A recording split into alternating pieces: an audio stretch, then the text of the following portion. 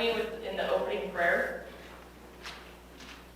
O God, maker of the door, wide enough to receive all who believe and love with revelation.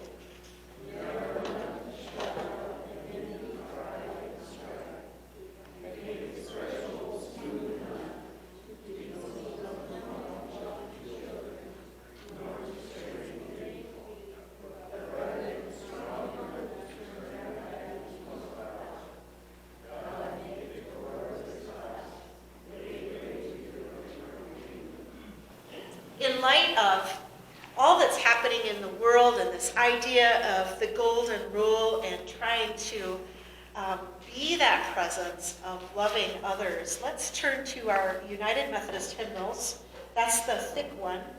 And we're gonna sing number 431. Please stand. Let there be peace on earth.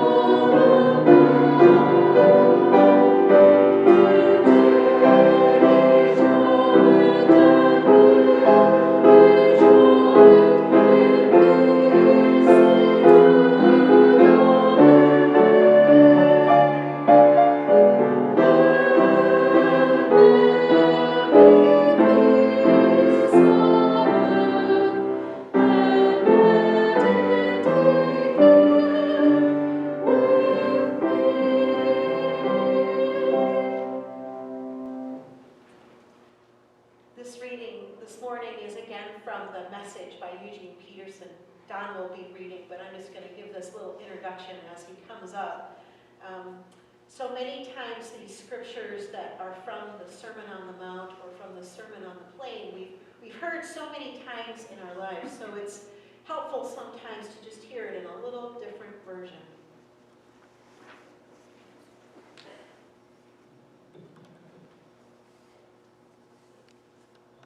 From the book of Luke, chapter 6, verses 27 through 38. To you who are ready for the truth, I say this: love your enemies. Let them bring out the best in you, not the worst. When someone gives you a hard time, respond with the supple moves of prayer for that person.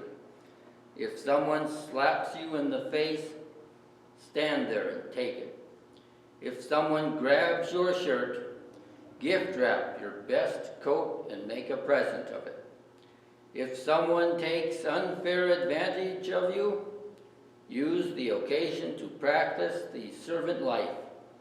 No more payback. Live generously. Here is a simple rule of thumb for the behavior. Ask yourself what you want people to do for you. Then grab the initiative and do it for them. If you only love the lovable, do you expect a pat on the back? Run-of-the-mill sinners do that.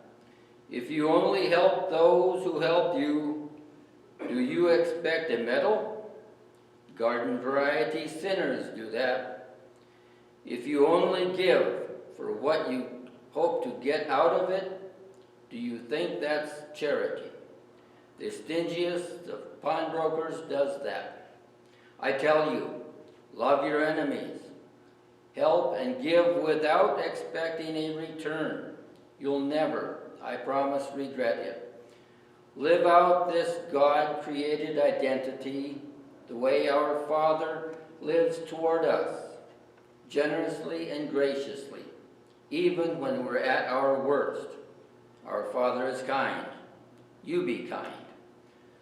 Don't pick on people, jump on their failures, criticize their faults, unless, of course, you want the same treatment. Don't condemn those who are down. That hardness can boomerang. Be easy on people.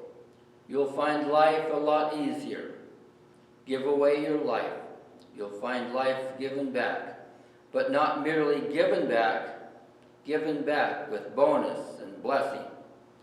Giving, not getting, is the way. Generosity begets generosity. The word of God for the people of God.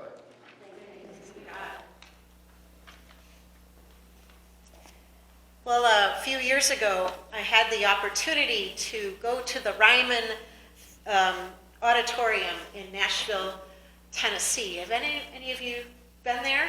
Yeah, it's the place where the Grand Ole Opry started many years ago. And my friend Skip Strickland and I were going to hear the Del McCoury band because I like bluegrass and Americana. And Vince Gill is often the masters of ceremony at the Ryman, and he was that night, and I just love his voice. And he sang a song that is a tribute to his wife, Amy. It was about her and how she lived out her faith. It's called The Red Words. And the lines go several times. He'll say, she listens to what the red words say. We need to listen to what the red words say. Well, what he's referring to, and you may already know this, but there is what is called the red letter edition of the King James Bible, right? How many of you have ever had a red letter edition where all of the letters of all the words that were reportedly said by Jesus are in red letters, so you can flip through it and see which words were said by Jesus? Now, have you ever wondered how that idea came about, the red letters? Well, it turns out that there was a son of German immigrants. His name was Louis Klopsch. He came to the U.S. and he was a successful journalist. He bought a failing newspaper called the Christian Herald, and then he started to use it to print inspiring stories, positive messages about what was good that was happening in the world. And through it, he got a great number of people to subscribe, and pretty soon they were able to raise money for people who were suffering from famines in Russia or India twice, and then in Italy when an earthquake struck. Well, one night, Lewis was reading Luke chapter 22, verse 20, in which it says, "This cup is the new covenant in my blood, which is poured out for you." And it was in that moment, as the mind of a newspaper editor and the scriptures kind of came together, and he had this idea that the words of Jesus in the Bible could be printed in red. Well, it was a hit. A lot of people decided to get the red letter editions. And we can understand that. The words of Jesus hold a lot of moral weight and strength. We would want to be able to follow what he has to say for us, to guide our lives. But not only that, it's across the borders of and boundaries of countries and religions and culture and race. A lot of people respect the words of Jesus. Even if they're not a Christian, they see that he was a great teacher of ethics. He taught people how to live in community. When I was getting ready to take a group of people to Angola with me once, Dean Drank, a retired professor of business and economics at Montana State University, had heard me talking about Angola when I was at the Bozeman Church, and he came up afterwards and he asked if he could go along the next time that I was going. And I said, yeah, let's talk about that sometime. And so we met, and I said, well, tell me a little bit about yourself. And he said, well, I'm a business professor. I'm not necessarily a Christian. I kind of consider myself a secular humanist, but I really would like to go and work with you.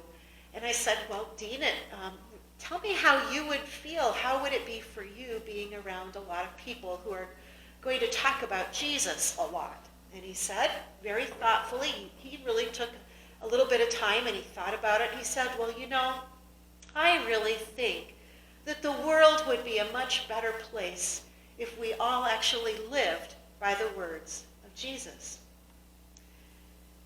Mahatma Gandhi was a Hindu man. You probably have heard of Gandhi.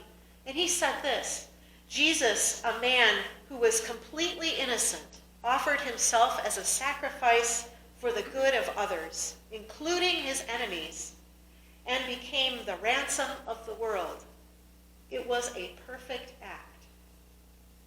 Now, we often talk about the two important commandments of how to live as a Christian, which is to love the Lord your God with all your heart, all your soul, all your mind, and all your strength. And Jesus said equal to that is this, to love your neighbor as yourself. Well, the Sermon on the Plains that we hear from Luke, and its corollary in the Gospel according to Matthew, the Sermon on the Mount, gives us the nitty-gritty, the details of what that looks like. It sounds easy when you hear it as commandments, but then when you hear what Don read today about loving your enemy, that sounds a lot harder, doesn't it? And I think it's also really important as we listen to the words to take into consideration the cultural context of who Jesus was talking to and what was going on at that time to those disciples. He was talking to people who had already made a commitment to follow the Jesus way, people who were in for it. They were committed. They'd already received the abundance of understanding that they were God's children, that no matter what their circumstances were in life, they belonged. They were going to inherit the kingdom of God. They were going to be a part of God's love, and they were going to be a part of sharing that love in their community. But Jesus is pushing them a little bit to take it to the next level and saying that they ought to mimic the same generosity of God, that regardless of who they are around, they need to give graciously out of what they have. Now, the people he talked to probably didn't have very much for the most part. Some of them did. In that culture, if you had money, you were expected to be a patron.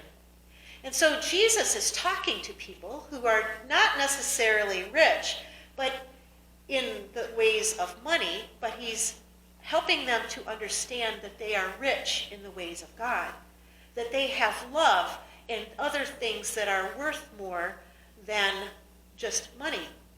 And so he's talking to them as if they are patrons or benefactors. Give generously, give out of what you have. Give as though you are wealthy, because you have riches that money cannot buy. Anyone can be a benefactor in the kingdom of God, according to Jesus. What does that look like? Well, this week, our youth group met on Wednesday, which was the day of Random Acts of Kindness Day. And I sat in with the senior high this week, and they sat around and they talked about, well, how could you How could you do random acts of kindness for other people to let them know that they are appreciated or loved, or to lift their spirits? They came up, not me, they came up with 25 different random acts of kindnesses, things that they could do, from brushing the snow off from somebody's car, or smiling at them, or holding the door. Out of the 25, only 2 of them required money. One of them was the price of a stamp to send somebody a letter to somebody who was lonely, or the other one was to buy somebody's lunch. The opportunity to be kind to other people is part of what's in this. And Jesus ups the ante a little bit, saying, love your enemies. Now that's really challenging, isn't it, when you think about it? And I think we have to also be really careful with this passage. This letting someone slap you and not doing anything about it. What's with that? Now that is not meant to talk to people who are in relationships of abuse. That's not about accepting domestic abuse in any way. We have to remember, who was Jesus talking to? Well, he was talking to his disciples. They were grown-up men who had decided to leave what their current careers were so that they could travel with Jesus and learn his way and to share that with other people. In this crowd of disciples is Simon the fisherman, which we talked about a couple of weeks ago, but there's also Simon the zealot. Now, the zealots were people who were trying to overthrow the government. They actually believed in being violent and even assassinating Roman soldiers, other leaders in their rebellion. And so when Jesus says, turn the other cheek, he's talking about a very real situation that could have confronted any one of his disciples. Because the law of the land was, at that time, if you were a Roman soldier, you could grab anybody off the street, usually it would be a man, and tell them that they had to carry your gear, and legally they had to carry your gear for at least 1 mile. In another passage, Jesus says, if you're walking a mile for someone, walk 2 miles. So this idea of turning the other cheek is really more of a way of helping his disciples and other people deal with the fact that they are oppressed people, that they are abused people by the government at that time. And he's trying to keep them from getting wiped out. Now, 40 years later, the rebellious people won. They had their way. They won in that they had a revolution. But of course they lost because Jerusalem was entirely destroyed. Jesus was trying to help them to discover a way of being strong in who they were and being in control of their own responses. This is kind of the root of nonviolent direct action, which was taught by many people, including Gandhi, who I mentioned and quoted before. So here's the thing. Jesus is trying to help his disciples to find a new way of surviving and being God's people and building God's kingdom without violence. Now, I'm not someone who say we should never have violence. And I think World War II went on a lot longer than it needed to because there were a lot of people who didn't want to have violence and didn't want to get us into it. And I know we could sit around and debate this, and I'm not wanting to do that. But the tools of love are powerful. I want to share another story with you about the way that being kind to people, and putting yourself into their position could make a difference. I quoted Gandhi. Let me tell you another story about Mahatma Gandhi. He once didn't like Christians. It was because when he was a very small boy, his family had a grocery store in South Africa, and Christian missionaries were harassing them. They derided his faith, which was Hindi, the religion of his birth. And they made life difficult for his family. And so he kind of grew up with a prejudice against Christians. His biographer, Louis Fisher, tells the story about what happened when Gandhi went to Great Britain to go to college. It was in London, towards the end of his second year in college there, that Gandhi was first introduced through theosophy to the readings of the Gita, and also Buddhism and Christianity. Soon after, he met a devout Christian, someone who was also living in the vegetarian boarding house where Gandhi lived, and he was speaking to him about Christianity. And Gandhi confessed that he didn't really like Christians since he was a boy, and the Christian replied, well, you know, I'm a vegetarian and I don't drink, and many Christians eat meat and drink, but it's not necessary. The scriptures don't necessarily promote that you have to eat meat or drink. Do please read the Bible and understand more of what Christianity is about. So Gandhi agreed. He liked the guy, and in fact they had a couple of things in common. So he started reading the Bible. And it said that as he was reading the Sermon on the Mount in the New Testament, this is what he said, it went straight to my heart. And he said it unified the teachings of Gita, the Light of Asia, and the Sermon on the Mount. All kind of came together and helped him realize what these greater teachings of ethics were all about. Subsequently, Gandhi wrote, "The New Testament gave me comfort and boundless joy. Supposing I was deprived of the Gita, which is from Hindu, and I forgot all of its contents, but if I had a copy of the Sermon on the Mount, I would derive the same amount of joy from it as from the Gita." So here's someone who could put himself into another person's shoes. One person can change the mind of someone else, even if that person perceives them as the enemy. It can begin to change the world. Think about it.